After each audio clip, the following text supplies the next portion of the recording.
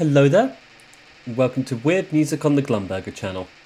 Weird music show looking at all sorts of different albums each and every week, of every shape and size, just looking at things that we want to look at because it's interesting, funny, or weird, whatever, So today we have, definitely a weird one, a weird noise excursion, with a track that was introduced to me by fellow band member Omar Zagwani, who some of you might remember from the opening of our video for Self-Titled by Cheval de Frise.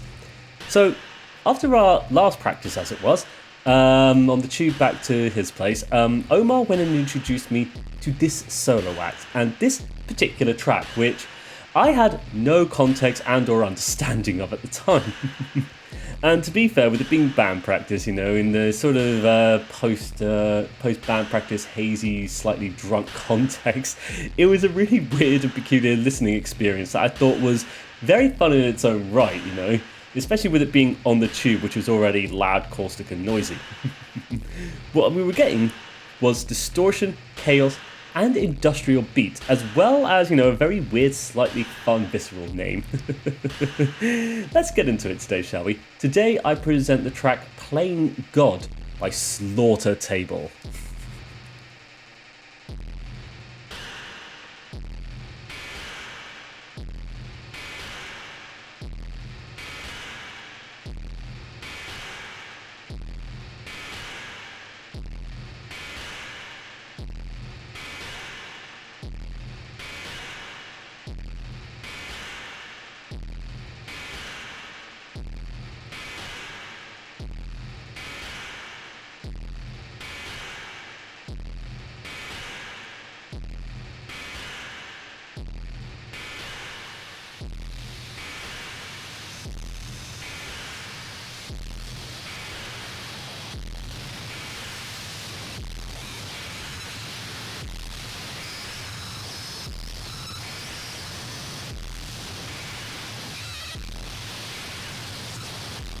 So, of course, let's ask ourselves, who is Slaughtertable?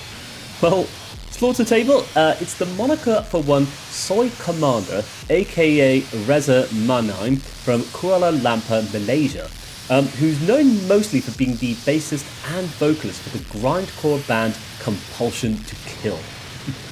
And so Slaughtertable is the experimental noise solo project from Soi Commander, a sort of outlet for extreme harsh noise and conceptual art performances that indulge in this overloading caustic noise. And so, what is Playing God then?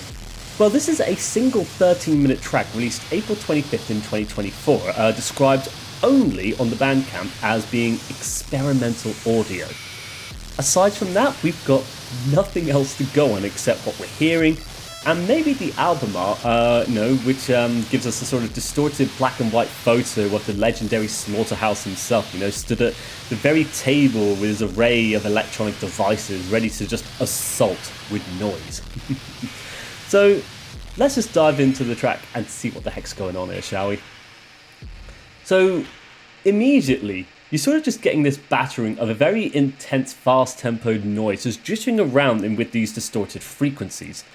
So it's just noise music, of course, right? Well, as you can no doubt hear, very instantly into the track, though, you get given this very industrial beat, very slow, very intense, pounding away with that sort of rhythmic percussion of a Nine Inch Nails track, I find. And it becomes a very hypnotizing beat of sorts, as it pulls you into this weird, peculiar state of hypnosis, with that pulse being kept up consistently as, of course, the noise around it just swirls, contorts and distorts into, this really janky electronic noise, of course. And at times, the turmoil, the distortion, the sonic overload becomes tenfold as it envelops you in such an amazingly dense tones, it feels. Like being pulled through a printer stocked only with sandpaper. And dragging the entire noisy mess along with this persistent industrial beat, pounding away as the factory just produces its really horrible products that nobody even asked for, it feels. It is an intense sonic overload, of course. But there's something I think really fascinating happening here with the way Slaughtertable has approached the noise genre, creating this almost doomy music vibe from time to time, it feels. And I like with this track, the sort of weird interplay you're getting between the cataclysmic overload of fuzz, noise, and distortion, which at times feels like it's playing the faintest of melodies on the most briefest of occasions, of course. Maybe that just being the result of your brain trying to put some semblance of understanding to it all. But regardless though, that sort of being contrasted with that pounding rhythmic beat that is so persistent throughout the entire track. It becomes really fun to listen to as it bounces back and forth, before devolving into an overloading deluge of intense, chaotic and caustic noise that just drowns out that industrial beat. And to be fair, with that beat, it is music that you can nod your head along to, but don't get me wrong, I feel like if you try to do so, you're just going to get punished, especially when the noise just turns into machine guns ready to turn and fire on unsuspecting listeners of this very composition. But to go back to it, I do like how there's interesting dynamics at work. Towards the middle, it feels like we're getting this very odd vocal sample that adds to the chaos with this very weird presence in amongst the constant jittering and juttering of lo-fi noise that turns it into a complete meltdown of broken electronics, essentially.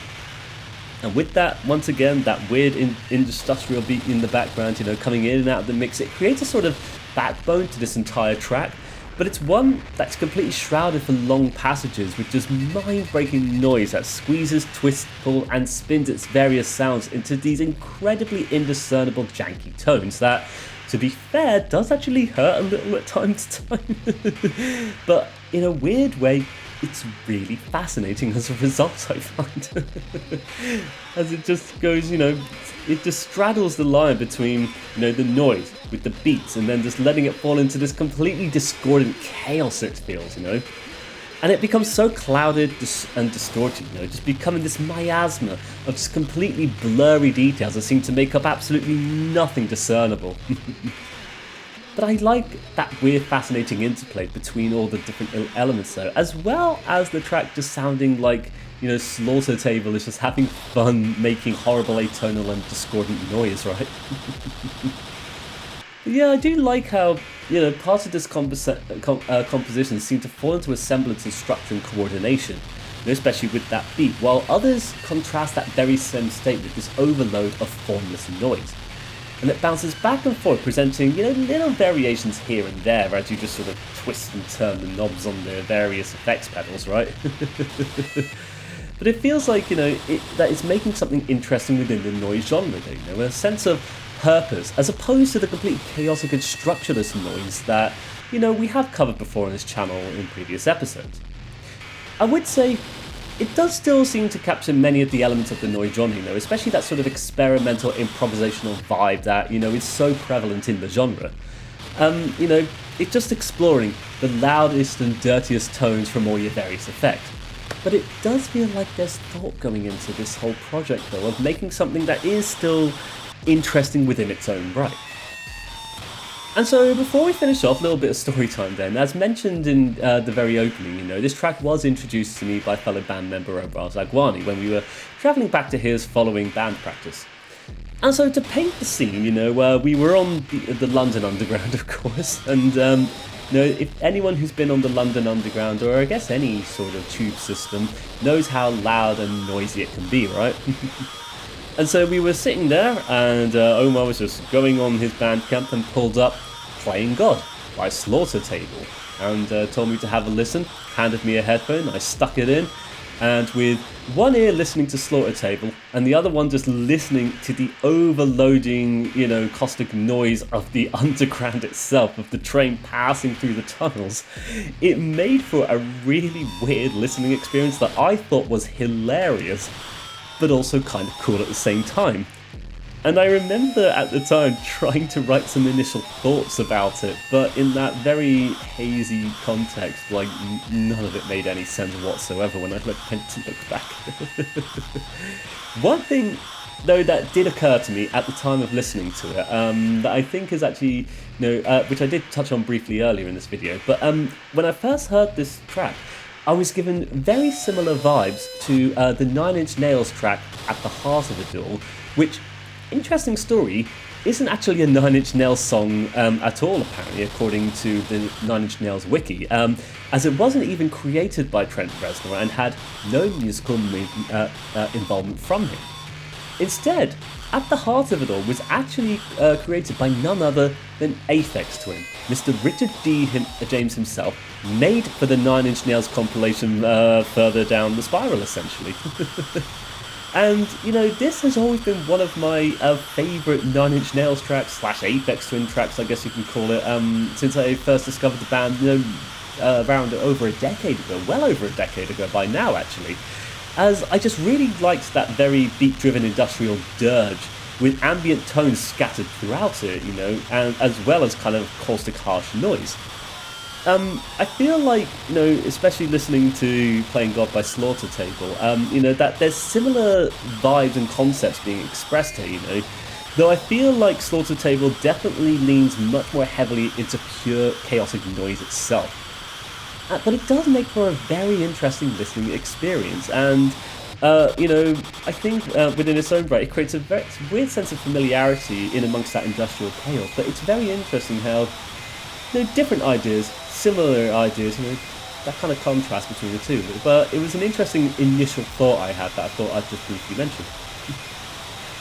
But yeah, with that, I think we might as well come to the end of our episode of Weird Music there. You know, a bit of a shortish one, but, you know, a lot of the episodes have been sort of dragging on a bit, so, you know, let's keep this one a bit more concise, shall we?